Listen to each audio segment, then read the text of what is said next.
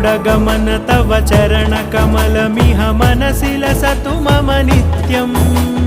गरुडगमन तव चरणकमलमिह मनसि लसतु मम नित्यम् मनसि लसतु मम नित्यम् मम तापमपाकुरु देव मम पापमपाकुरु देव मम तापमपाकुरु देव मम पापमपाकुरु देव